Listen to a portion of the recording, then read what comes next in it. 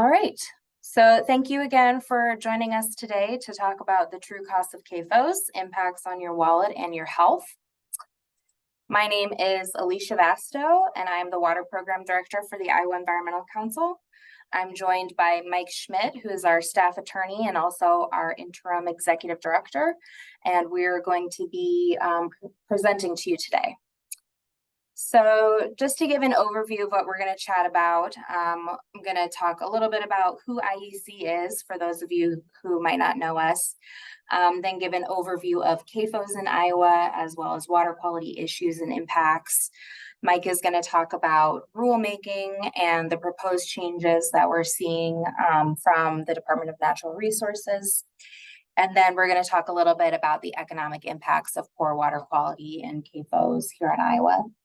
And then we'll talk about what you can do and open it up for questions and answers. So if you have a question as we go through here, please put that in the Q&A box of the webinar. That is where we will look for when we get to the Q&A portion of the event.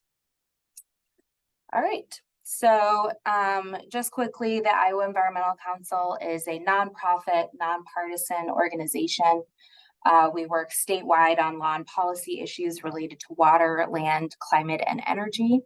We're also a coalition organization, so we have over 100 member orgs that are other nonprofit organizations as well as businesses that work together to create a just, healthy environment and sustainable future for all Iowans. So a little bit of an overview on CAFOs here in Iowa and water quality issues. Over the last 3 decades, we've seen CAFOs really explode across our state. This graphic is from the Environmental Working Group, which is looking at large CAFOs, which is just CAFOs I should define as a concentrated animal feeding operation. So these are just large CAFOs that have over 1,000 animal units. And in the 90s, there were less than 1,000, and now there are more than 4,000. There are also many others that are a lot smaller. So we have close to 10,000 across our state. And so along with these animal feeding operations, we also get a lot of manure. So there are a few ways to look at CAFOs. There are confinement feeding operations as well as open feedlots. So most of the operations that we have here in Iowa are confinements. Open feedlots are very similar, though. They just have at least 10% open roofing. And then some of them have both on the same site.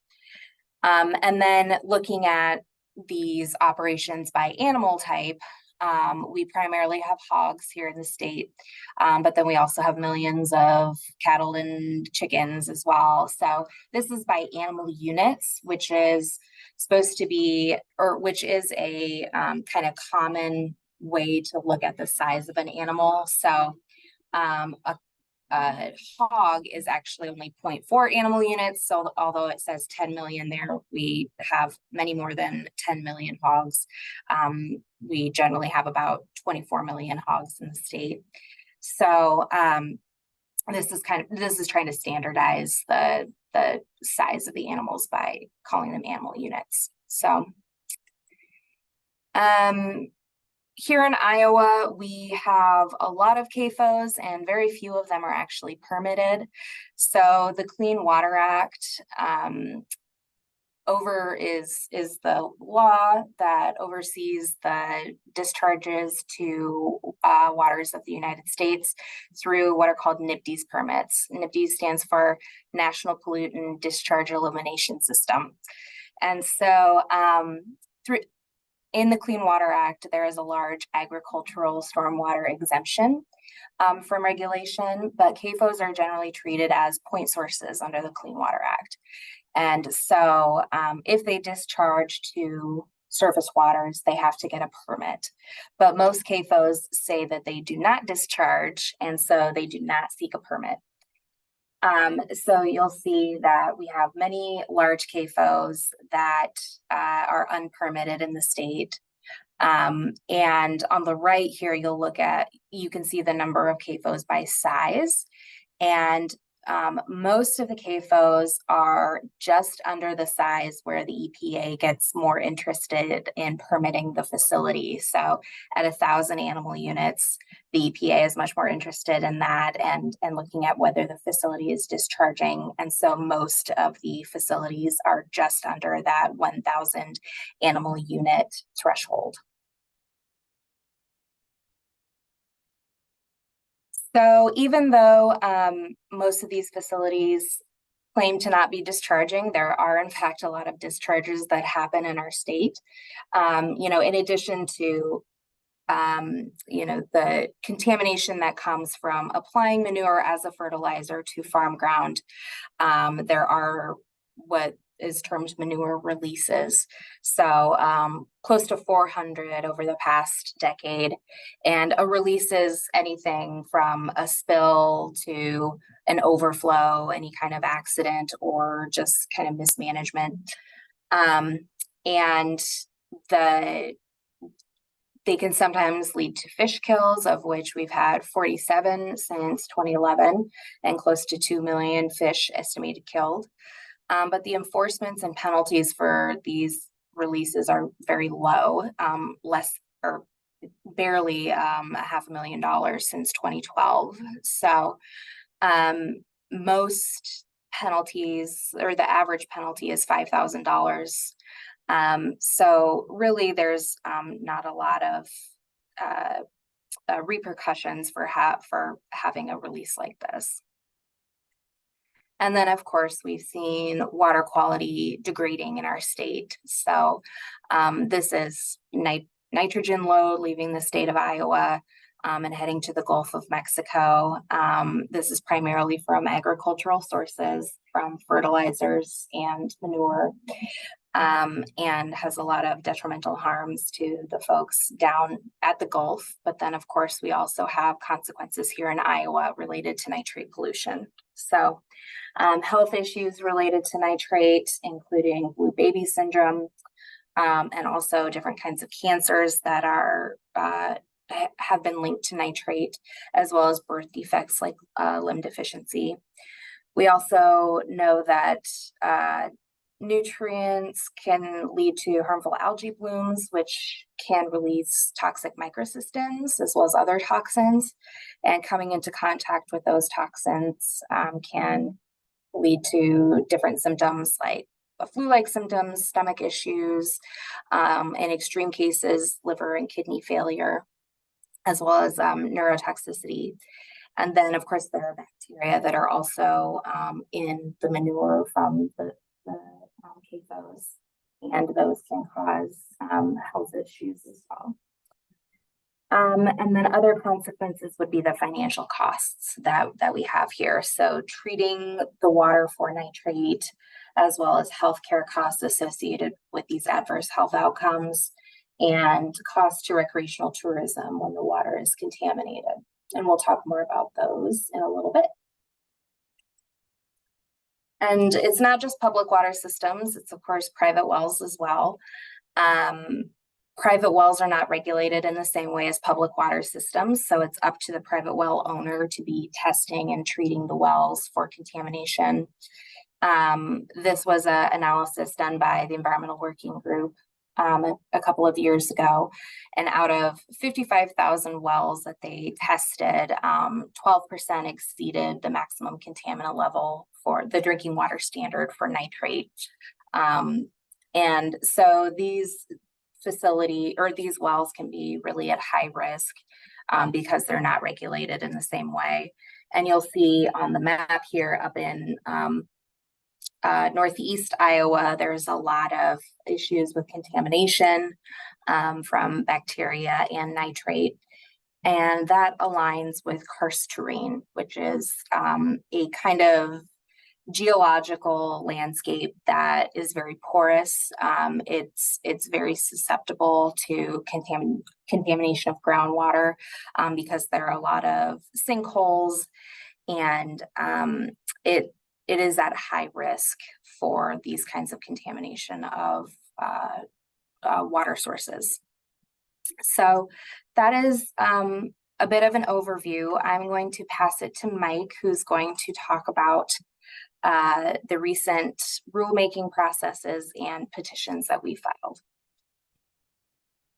Thanks, Alicia. Are you able to let me turn my video on? Sorry, let's see.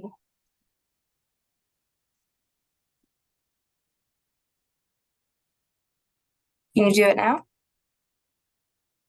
Yes, thank you. Okay, sorry. All right. So IEC has been involved in the rulemaking process and how CAFOs are regulated for several years. We focused on what we saw as the most serious deficiencies from the standpoint of water quality and drinking water. Next slide, please. The rules that govern how CAFOs operate and how agencies oversee those CAFOs are dependent on the Administrative Procedure Act that was passed by the Iowa legislature. The rules that the agencies adopt have the force and effect of law, and the process of adopting rules is set out in the Administrative Procedure Act. In Iowa, the Environmental Protection Commission adopts the rules that DNR then implements. In practice, DNR generally develops the rules, sends them to the Environmental Protection Commission, and then the Environmental Protection Commission votes to adopt them. That process also includes public notice and comment, potentially a hearing, and publishing in the state administrative bulletin. The Administrative Procedure Act allows anyone to petition for new rules. So IEC, with the Environmental Law and Policy Center, petitioned for new rules governing animal feeding operations. Next slide, please. We first petitioned for changes to karst terrain. So as Alicia mentioned, this terrain has sinkholes, underground streams, and allows manure to very easily move from a containment system or the landscape into groundwater and surface water. We saw that as a pretty significant problem. So we asked for a change in the vertical separation from 5 feet to 25 feet. So instead of having a fairly small distance vertically between the karst terrain and where the manure is stored, we asked for an increase in that separation. We also petitioned to protect our drinking water. The petition proposed to require groundwater monitoring around more large feedlots so that we know that there's a problem, as well as a few other changes related to that. The Environmental Protection Commission denied that petition and relied in part on DNR saying that they were going to move ahead with rulemaking. So that was denied in February of 2022. We didn't see any action from DNR for several months. So in May 2022, we petitioned again. This time it was to adopt a 100-year floodplain map. The legislature instructed the Iowa DNR in 2002 to develop a map of the floodplain. So yes, that is 20 years before our petition. And the DNR and the Environmental Protection Commission never adopted that into rule. The map would make clear where new feedlots could not be built, rather than having a more opaque process that was supposed to be used in the interim. The Environmental Protection Commission and DNR have not acted on that, but DNR has moved ahead with other rulemaking processes. So next slide, please. So I went through some of this, but after we filed that second petition, then IEC and 14 other organizations submitted informal comments in response to rules that DNR put out. And we identified a number of issues that DNR could address and needed to address. The draft rules that DNR put out did include some of the changes that we had petitioned for, but in the case of things like karst, it was not what we had asked for. We had asked for a 25-foot separation. DNR proposed less than that. After we submitted those comments, DNR sent those draft rules to the governor's office for pre-clearance. This is a process in which the governor's office basically allows an agency to go through that formal rulemaking process under the Administrative Procedure Act. But before the governor acted on that, the governor instead issued an executive order on January 10th, 2023. Alicia will talk a little bit more about that, but it halted all rulemaking, at least in the short term. And so DNR could not move ahead with the rulemaking that it had sent to the governor the month before. After complying with the executive order, DNR released another draft of rules earlier this year, about 4 months ago, and IEC and a number of partner groups submitted informal comments again on those draft rules. We learned about an hour ago that DNR had put out a new draft of rules last week, and the regulatory analysis required by Executive Order 10. So that's where we are now. We have another updated draft of the rules for public comment. Next slide, please. Getting into what the rules say is obviously important because that's what actually regulates the animal feeding operations or concentrated animal feeding operations. The rules have all the details on how that actually works. Next slide. There are a few high-level ways that the rules govern animal feeding operations. First is siting. Where can they actually be located? For confinements, the state adopted a master matrix process, a scoring process 20 years ago that removed traditional land use control from counties and has resulted in nearly automatic approval. That process does not sufficiently account for karst and drinking water sources. It also does not apply to open feedlots. Open feedlots go through a different process, and those generally are approved as well. After a facility is allowed to be built, then there are questions about how does it operate. As Alicia showed earlier, there are very few Clean Water Act permits in Iowa and PDES permits for CAFOs, unlike some other states.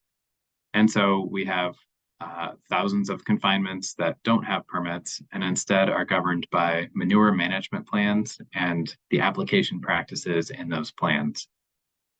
Those plans are required for only large facilities. Small facilities are exempt, and they apply both to confinements and open feedlots. Open feedlots have a very similar requirement called a nutrient management plan that draws very significantly from the requirements of manure management plans. Finally, once you have all those plans in place, the next step is to enforce them to make sure people are actually following the plans. That has proven difficult because the manure management plans, thousands of them across the state, are submitted on paper and are not geospatially trackable. So when we ask for manure management plans from DNR, we get scanned paper, scans of paper copies of manure management plans. So we get them electronically, but as a PDF that is not very useful for being able to compare against other plans or see which fields different facilities plan to apply the manure to. So enforcement has been a challenge. Next slide.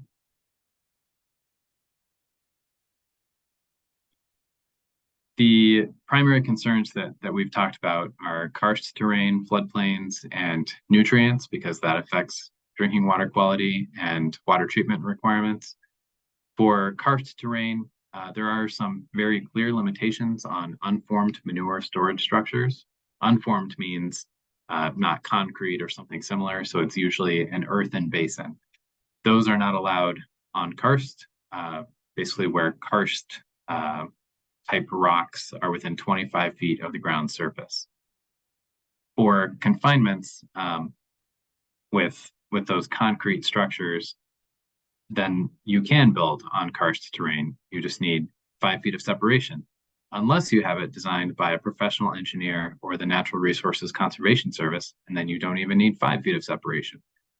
DNR has proposed to change this in the most recent draft of rules that we commented on. I have not reviewed all of the rules that we just found out are available an hour ago. But we will be commenting on those as well. And DNR is proposing some changes requiring 5-foot vertical separation, and then some kind of further separation, either non-porous rock or 2-foot compacted clay liner, or a geosynthetic clay liner, which is a combination of kind of fabric with clay in the middle. For the floodplain, state law prohibits construction in the 100-year floodplain, but as I mentioned before, DNR had not adopted a map for the 100-year floodplain. So it was not very clear which areas of the state were within the floodplain and which were outside the floodplain. And DNR is now proposing to adopt a 100-year floodplain map.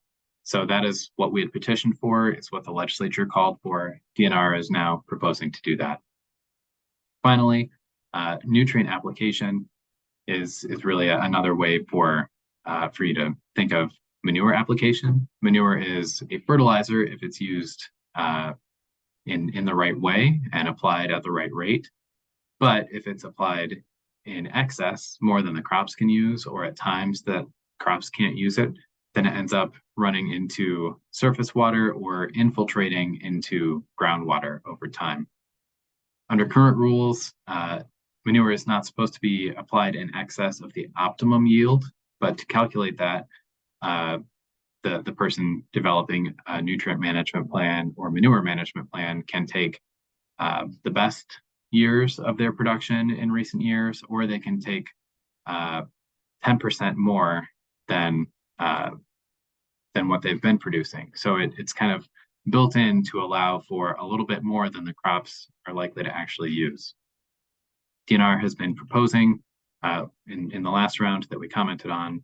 DNR proposed to use a different measurement approach called the maximum return to nitrogen, which Iowa State University found could significantly reduce water pollution and would actually save people money because they're not over applying manure that's not needed for crops.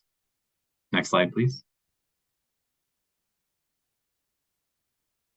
There were a few troubling pieces in what we commented on for DNR's last round of rules. One is that existing rules have a number of recommended practices saying, here's the best way to deal with this issue or the best way to apply manure to minimize runoff. DNR has proposed to delete all of those.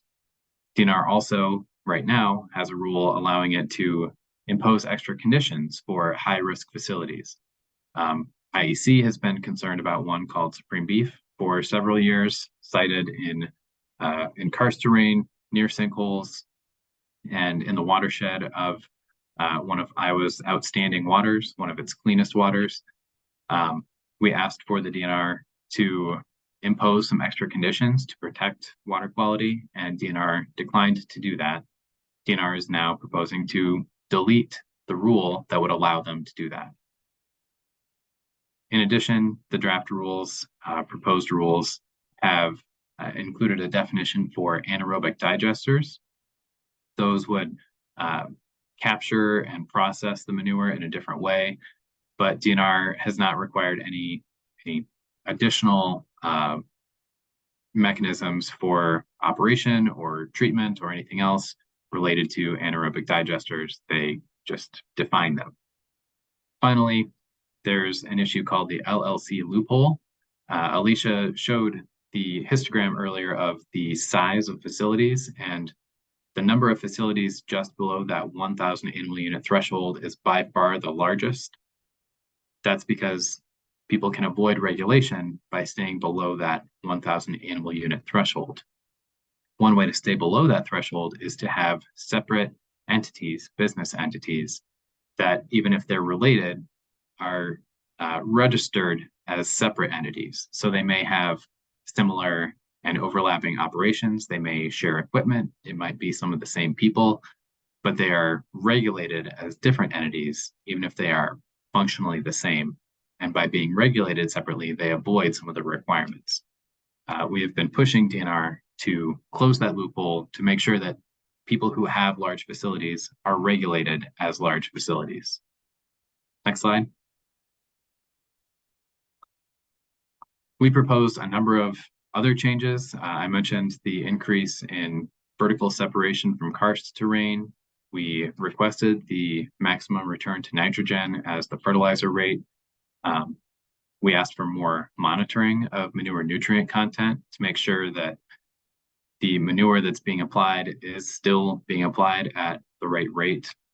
We asked DNR to be able to impose special conditions when needed, that departmental evaluation rule that's in place now. We asked for a closure of the LLC loophole to make sure people are being regulated consistently and fairly. We asked for manure management plans to be electronic and geospatial. That would allow DNR to be much more efficient in evaluating whether multiple plans are applying manure to the same fields and doubling up. We also asked for clearer regulations about anaerobic digesters. They're now in the rule as something that exists. We have some in Iowa, but we don't have any clarity on what additional steps they need to take. We also asked for more monitoring around earthen basins, those that don't have concrete, because we've seen examples of them leaking and sometimes polluting nearby rivers and streams. So those are a number of things that we've been asking for. DNR has accepted some of them in the most recent draft of the rules that we commented on. And I believe a number of them will end up in are in the rule that DNR has now put out for public comment. And with that, I will turn it over to Alicia to talk more about Executive Order 10. All right, thanks, Mike. So why are we having this webinar? Why are we having this conversation right now and talking about economic impacts? The main driver is this Executive Order 10 that Mike mentioned earlier. So, you know, the DNR was going through a process of updating the CAFO rules last year. And then that kind of got thrown for a loop when the governor issued this Executive Order 10. So this created a moratorium on all new rulemaking. And then required a few other things of all of the agencies. So it required agencies to review and evaluate all of their rules by the end of 2026, and also conduct a cost-benefit analysis of each rule. And so the DNR, had already been going through the process of updating these rules. So they prioritized the CAFO rules for this year to continue with that process. But now they have this added requirement to various added requirements, eliminating things that are redundant, trying to reduce the page and word counts, reducing restrictive language, and citing to statute instead of repeating statutory language within the rules. And then, of course, this cost-benefit analysis. So for all of the department's rules, they have to go through them with these requirements in mind, and then they have to repeal and reissue all of their rules. So what Mike mentioned about the comments that we submitted in June was on their first draft under this executive order of those rules. And then, as we just found out, they have a new draft that they have just issued and have released the cost benefit analysis that they have done on those rules. So in our comments, we wanted to make sure that the department was considering the costs of not just the regulations for the people that would be regulated, but the costs of not having regulations. What are the costs of having pollution and degraded water quality?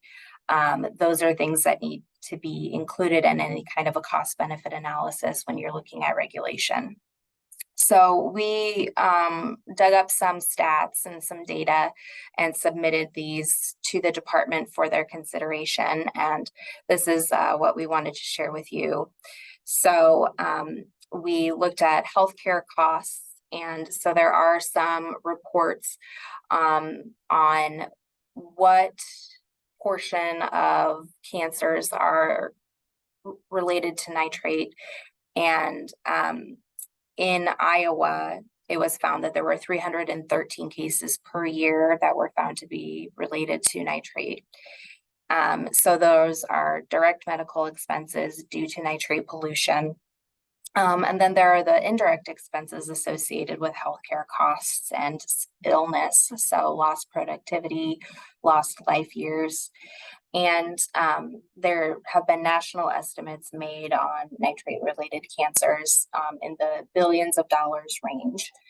So for Iowa's portion, if we take Iowa's proportion of those cancer rates and apply them here, it is expected that our medical expenses here are from $6.25 to $37.5 million.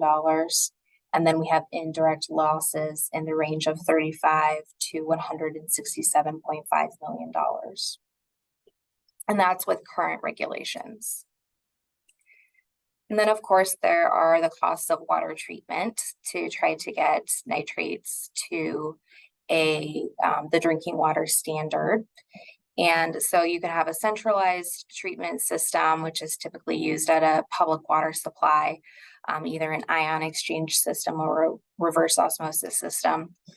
And a national study found that on average, from a large water system to a small public water system, those costs can be between $229 to $666 per person per year.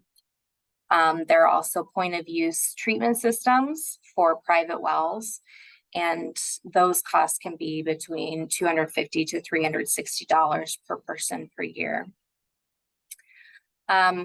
We looked at, estimates of public water system costs here in Iowa, looking at the two largest public water utilities, Des Moines Water Works and the Cedar Rapids water system. And, currently the treatment costs here in Des Moines in 2023 for treatment operations and maintenance is $22.3 million. But they've also had to run the nitrate removal facility for 405 days over the last decade, and that is at a cost of $5 million. And then Des Moines is also considering putting in new alluvial wells to try to get a cleaner water source from the Des Moines River, and so that would be at a cost of $30 million to drill those new wells. The Cedar Rapids water system has operating expenses of $29.3 million. And then they also have water treatment capital improvement plans over the next 5 years that would cost $83.9 million. Cedar Rapids also is part of the Cedar River Source Water Partnership, where they are helping to deploy conservation practices in the watershed of the Cedar River upstream of where Cedar Rapids gets their water to try to help reduce pollution from agriculture. And that is going to be an investment of $16 million up in the watershed. So there are various kinds of costs. And of course, these are just the two largest systems. There are many, many public water systems across the state that are dealing with nitrate issues. But these are just a couple of examples of some of the ways that utilities are dealing with nitrate pollution and their current costs as well. And then for the private well, point of use treatments, that could be between $4 and $7.4 million to treat those private wells for nitrate. Then there are also recreational impacts that we see due to poor water quality. So lake tourism here in Iowa has been calculated at $1 billion per year. And that's a large chunk of overall Iowa tourism. And, trout fishing, fly fishing up in Northeast Iowa especially brings in a lot of money, more than average water recreational trips in the state. And so these kinds of tourism have big impacts on local communities as well as the entire state. So it's kind of hard to quantify exactly what the impacts of poor water quality are on recreational tourism, but we know that Iowans are willing to pay more for cleaner water and adopted a constitutional amendment in 2010 to tax themselves to create the Natural Resources and Outdoor Recreation Trust Fund, which would raise more than $200 million per year for water quality and recreation. So we know that water quality is a major determining factor in where people choose to recreate, and that people are willing to pay more for cleaner water. So we have added all of this up to try to come up with a cost estimate of, the current conditions under current regulations. And we found that on the low end of things, a total cost would be $126.85 million. And that high end estimate is $323.3 million per year of the current water quality that we have. And calculated over 10 years, that's $1.2 to $3.1 billion. So these are things that we really need to be keeping in mind as we consider regulations and whether, what are the cost benefits of regulations and who is paying. So we certainly want to be cognizant of the public's, the burden on the public to pay for the results of CAFO pollution. So what can you do? We have a timeline that we're expecting for the current rulemaking process. As we've mentioned, the new draft rules just came out along with the regulatory analysis that includes the DNR's kind of quantification of the cost of these rules.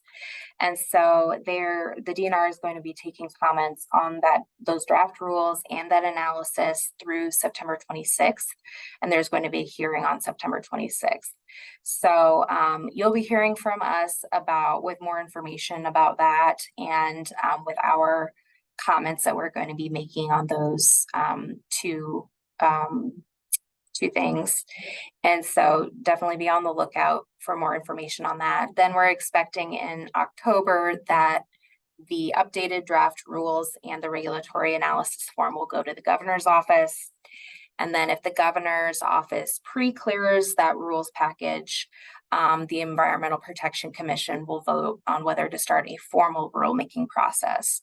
And then we're expecting a formal comment period on those rules to be in January.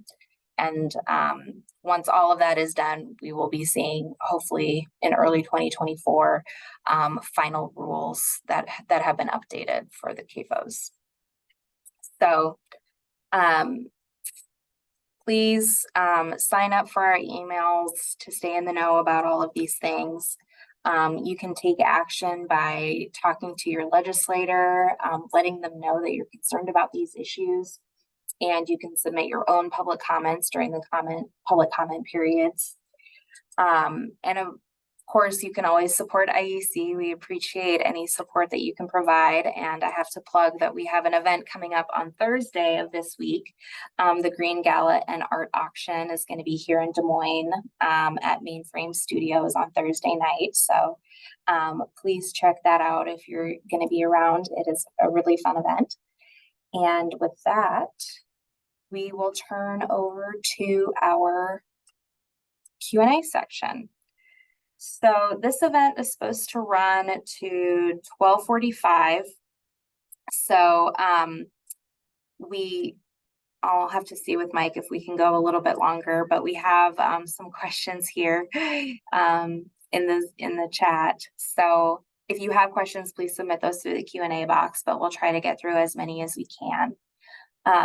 So the first question that I'm seeing is, why do just a few counties, for example, Polk and a couple counties to the south, have few or no CAFOs? So I think that that's because of population density. Areas that are more populated have fewer CAFOs because there would be more of a uproar if people are trying to site CAFOs near major metropolitan areas. I don't know, Mike, if you have another thought on that.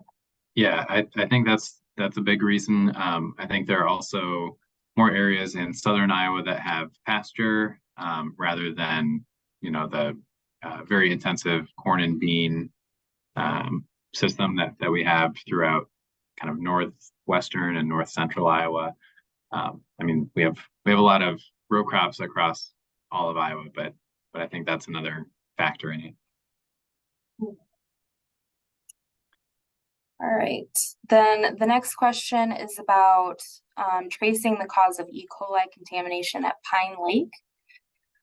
So Pine Lake has had a lot of beach advisories this summer. They were under advisory for E. coli for the entire summer, actually. And so tracing the cause of that contamination, you can do source tracking for E. coli where you test the DNA and see what animal it is coming from. So if it's human or if it's wildlife like bees or if it is from livestock. I think that Pine Lake might be is going to be tested by the DNR for their beach bacteria water quality improvement plan. And so they will look and see if it is just in the beach area where the contamination is, or if it is further out in the lake. And what they have been saying is that when it is just in the beach area, they're contributing that to E. coli that is ambient in the sand as well as from geese. So I'm not sure. I can't remember if Pine Lake is on that list, but I imagine that it is. So they're doing that analysis of many of the beaches here in Iowa and attributing it to that source. But really, you can't know unless you do the source tracking what the source of the E. coli is. So we've been asking for DNR to do more of that to make a real determination about the source of the E. coli contamination. Let's see. Another question is, have there been any comparative studies on occurrence of health complications due to levels of nitrogen in water in eastern Iowa in karst or karst zones? Mike, have you come across any studies like that? I have not heard about any that are specific to karst. There are Iowa specific studies. The Iowa Women's Health Study is a long-term study looking at women who have lived in the same place and looks at drinking water nitrate levels for them, which is where we have a lot of the information about cancer incidence and increased cancer, limb deficiency, some of the things that Alicia mentioned related to nitrate. So that's Iowa specific, but not karst specific. Great. Yeah, I haven't seen any studies that have been karst specific, but that would be very interesting.